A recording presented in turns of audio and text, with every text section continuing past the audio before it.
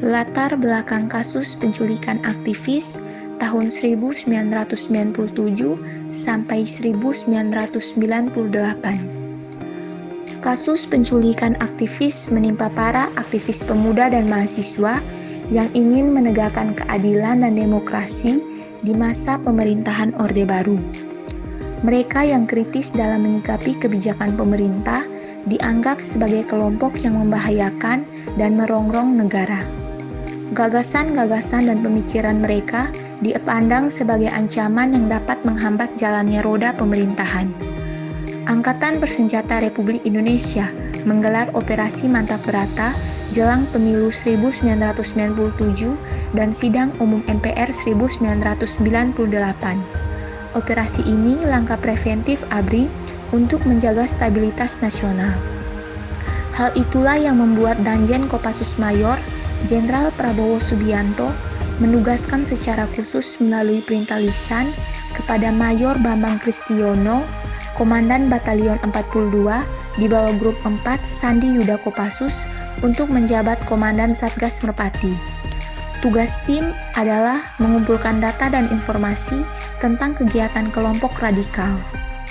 Ada 3 tim yang dibentuk oleh Mayor Bambang: tim Mawar, tim Garda Muda, dan tim pendukung. Tim Mawar bertugas mendeteksi kelompok radikal, pelaku aksi kerusuhan dan teror. Tim Garda Muda bertugas menggalang organisasi kelompok muda di daerah tertentu.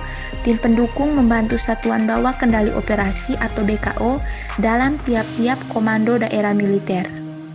Berawal dari tahun 1996 saat mulai maraknya kampanye pemilu, di mana beberapa anggota PDI Perjuangan diculik tanpa ada berita atas kejelasan nasib mereka.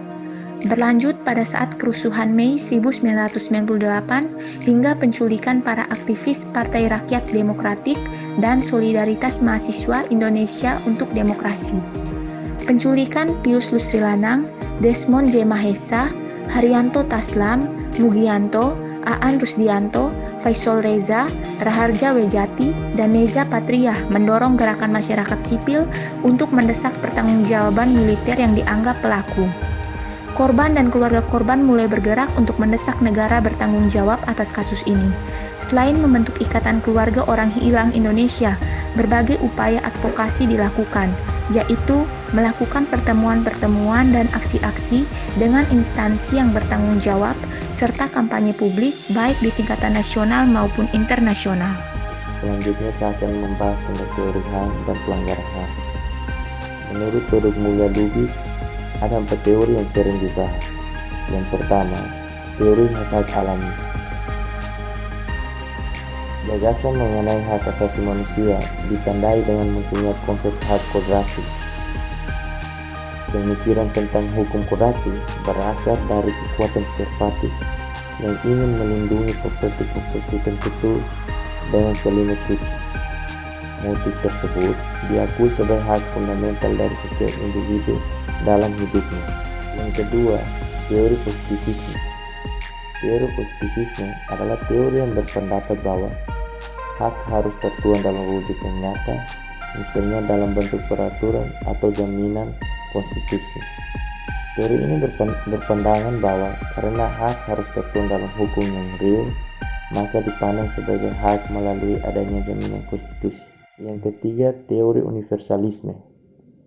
Dalam universalisme, individu adalah sebuah unit sosial yang memiliki hak-hak yang tidak dapat dipungkiri dan diarahkan pada pemenuhan kepentingan pribadi. Dalam model relativisme budaya, suatu komunitas adalah sebuah unit sosial. Terakhir, teori relativisme budaya.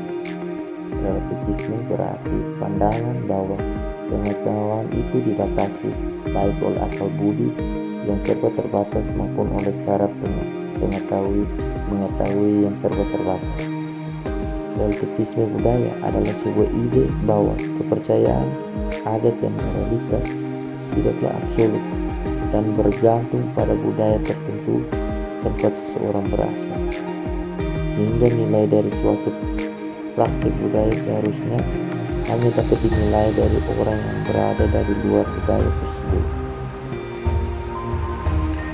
Karakteristik pelanggaran HAM dalam kasus penculikan aktivis 1997 dan 1998 adalah kekerasan yang dilakukan oleh aparat terhadap warga sipil yang menyebabkan hilangnya nyawa. Hal ini memperlihatkan tidak adanya perlindungan negara terhadap hak untuk hidup, bahkan negara sendiri yang menghilangkan nyawanya. Sebenarnya, esensi dari hak asasi manusia bersifat universal.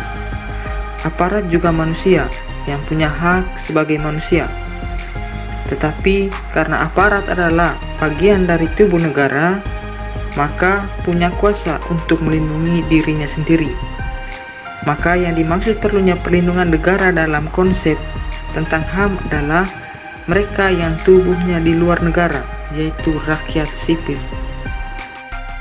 Dalam sejumlah instrumen hak asasi manusia, setiap negara mempunyai kewajiban untuk melakukan langkah-langkah terhadap kejahatan penghilangan orang secara paksa. Setiap negara harus menjamin bahwa penghilangan paksa merupakan kejahatan dalam hukum pidananya. Kedua, negara berkewajiban untuk melawan segala bentuk kekebalan hukum atau impunitas dalam kejahatan penghilangan secara paksa. Ketiga, negara bertanggung jawab menemukan, mengembalikan, dan memberikan kejelasan nasib para korban yang masih hilang. Keempat, negara mempunyai kewajiban untuk memenuhi hak-hak para korban. Saya akan membahas hasil temuan kerugian korban. Selama periode 1997 sampai 1998, Kontras atau Komisi untuk Orang Hilang dan Korban Tindak Kekerasan mencatat 23 orang telah dihilangkan oleh alat-alat negara. Dari angka itu, 1 orang ditemukan meninggal atas nama Leonardus Gilang, 9 orang dilepaskan penculiknya, dan 13 lainnya masih hilang hingga hari ini. Dan penculikan itu terjadi saat masa kepemimpinan Jenderal tertinggi Abri Wiranto. 9 aktivis yang dilepaskan adalah: yang pertama, Desmond Juniadi Mahesa, diculik di LBHN Jakarta 4 Februari 1998. Yang kedua, Haryanto Taslam, diculik di Panpan RSCM 2 Februari 1998.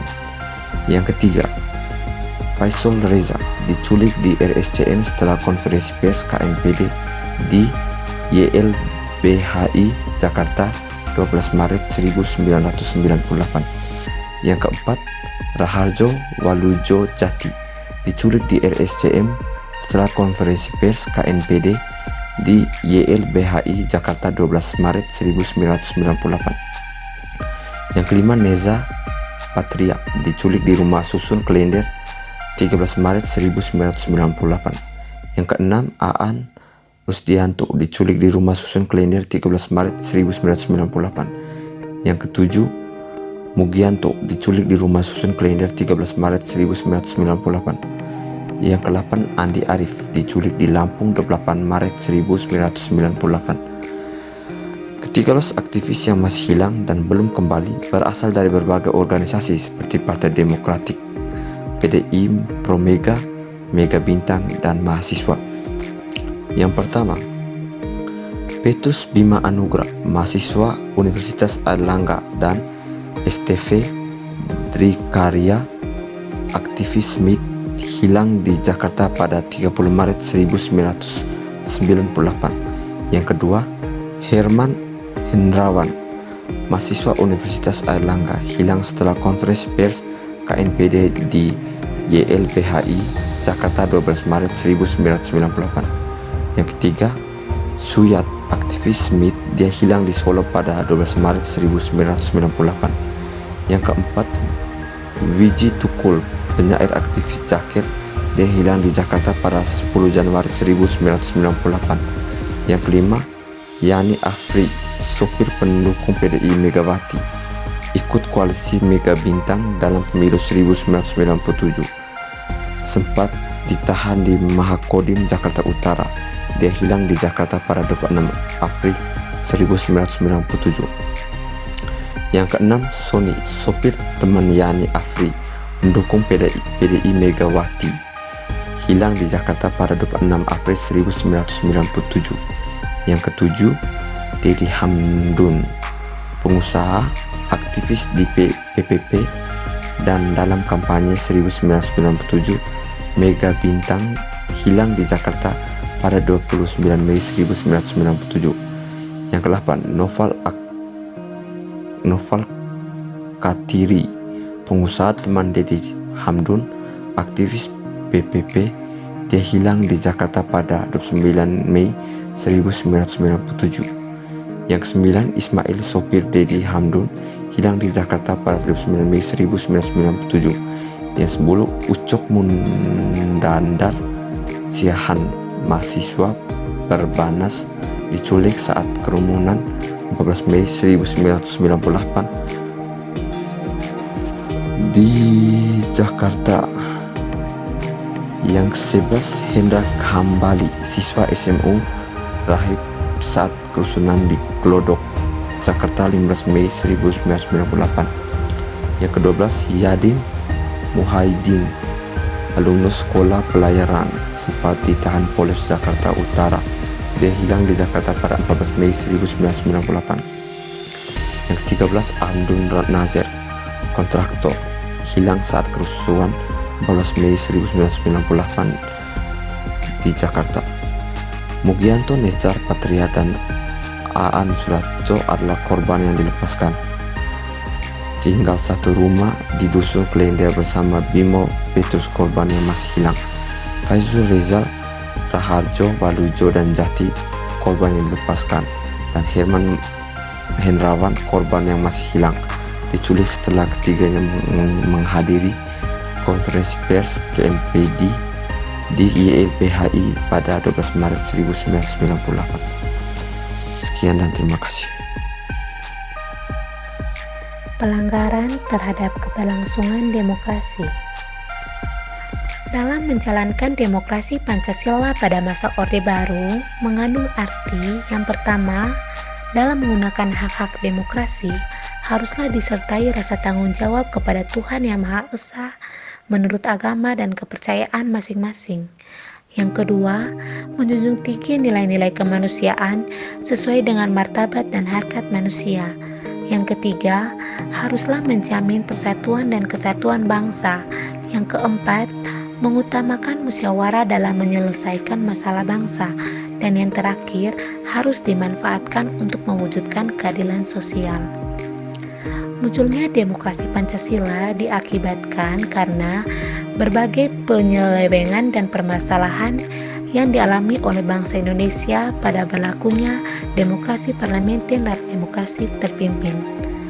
Kedua jenis demokrasi tersebut tidak cocok diterapkan di Indonesia yang bernapaskan kekeluargaan dan gotong royong.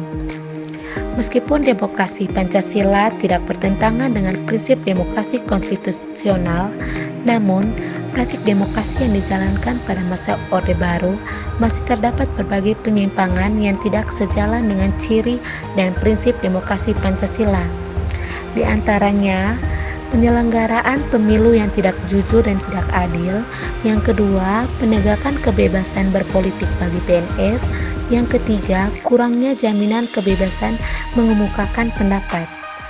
Nah, peristiwa penculikan aktivis pada tahun 1997 dan 1998 adalah penculikan aktivis pro-demokrasi yang menimpa para aktivis pemuda dan mahasiswa yang ingin menegakkan keadilan dan demokrasi di masa pemerintahan Orde Baru. Penculikan tersebut terjadi dalam 3 fase berbeda. Yang pertama, sebelum pemilu legislatif Indonesia Mei 1997. Yang kedua, 2 bulan sebelum sidang Majelis Permusyawaratan Rakyat pada bulan Maret 1998. Dan yang terakhir, sebelum pengunduran diri Soeharto 21 Mei 1998. Salah satu prinsip demokrasi adalah perlindungan hak asasi manusia. Namun, terjadi pelanggaran hak asasi manusia dengan adanya peristiwa penculikan dan penghilangan para aktivis di tahun 1997 dan 1998. Dan itu merupakan fakta dan masuk kategori pelanggaran hak asasi manusia berat. Hak asasi manusia yang dilanggar dalam kasus ini diantaranya hak mengemukakan pendapat, hak untuk hidup, penghilangan secara paksa, maupun kekerasan. Kesimpulan, kasus ini diselidiki oleh Komisi Nasional Hak Asasi Manusia berdasar Undang-Undang Nomor 26 tentang Pengadilan HAM dan hasilnya telah diserahkan ke Jaksa Agung. Pada 2006, tim penyelidik Komnas HAM untuk kasus penghilangan orang secara paksa ini bekerja sejak 1 Oktober 2005 hingga 3 Oktober 2006. Adapun jumlah korban atas penghilangan orang tersebut adalah 1 orang terbunuh, 11 orang disiksa, 12 orang dianiaya, 23 orang dihilangkan secara paksa, dan 19 orang dirampas kemerdekaan fisiknya secara sewenang-wenang. Abdul Hakim Garuda Nusantara, Ketua Komnas HAM pada tahun 2006 meminta agar hasil penyelidik yang didapat dilanjutkan oleh Kejaksaan Agung untuk membentuk penyelidik karena telah didapat bukti permulaan yang cukup untuk menyimpulkan terjadinya kejahatan terhadap kemanusiaan.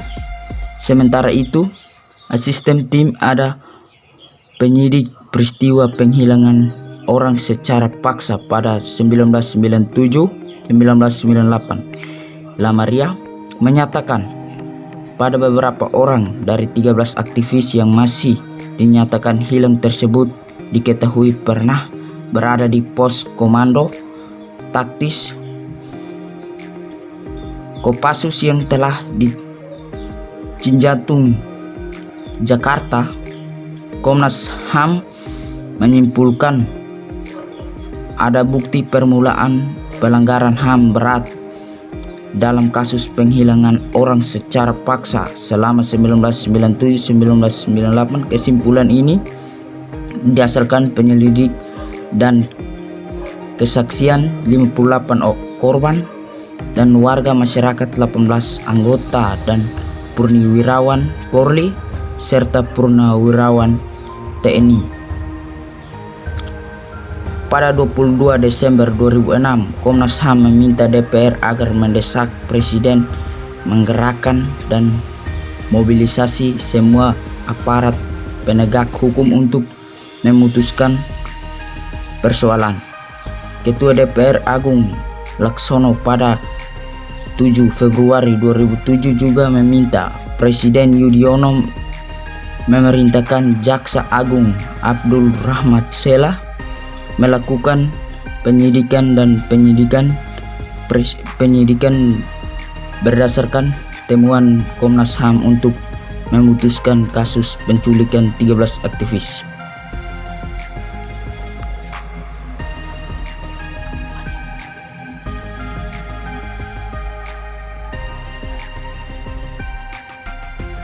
Saya Philadelphia akan menjelaskan bagaimana cara membantu kemajuan penegakan HAM di Indonesia atau saran kami sebagai mahasiswa untuk membantu penegakan HAM. Sebuah negara hukum pasti punya dasar hukum yang harus dipatuhi, begitu juga Indonesia. Ada beberapa hukum yang harus kita patuhi, salah satunya adalah HAM. Hak ini tidak bisa diambil, dibeli, diminta, atau diwarisi. Untuk mendukung pemerintah yang sudah melakukan beberapa hal yang mengajukan HAM, kita juga harus ikut membantu. Cara yang paling pertama yang bisa kita lakukan adalah menolak dengan tegas setiap terjadinya pelanggaran HAM. Misalnya kita menemukan pelanggaran HAM, kita bisa laporkan itu karena itu merupakan hal yang mengancam kebebasan seseorang. Cara yang kedua adalah dengan mendukung dengan tetap bersikap kritis terhadap upaya penegakan HAM. Memberikan bantuan kemanusiaan juga bisa kita lakukan. Karena menjaga keamanan itu nggak mudah, maka kita harus membantu pemerintah supaya HAM yang ada di Indonesia semakin maju. Cara yang ketiga adalah kita bisa menggunakan peran media, di mana kita bisa memakai media sosial untuk bisa berkampanye agar orang-orang yang minim pengetahuan dapat menjadi tahu dan mengetahui apa itu HAM dan seberapa penting itu HAM. Selain faktor dukungan warga negara atau kita sebagai mahasiswa, ada beberapa pihak yang bisa membantu pemerintah, yaitu instrumen HAM, aparatur pemerintah, kejaksaan, kepolisian atau kehakiman, dan proses peradilan hak asasi seperti tata cara penangkapan, perlindungan saksi, dan lainnya.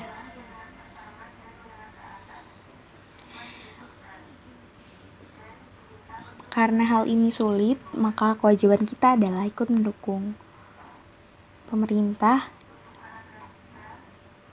dan membantu pemerintah dalam mengajukan HAM. Terima kasih.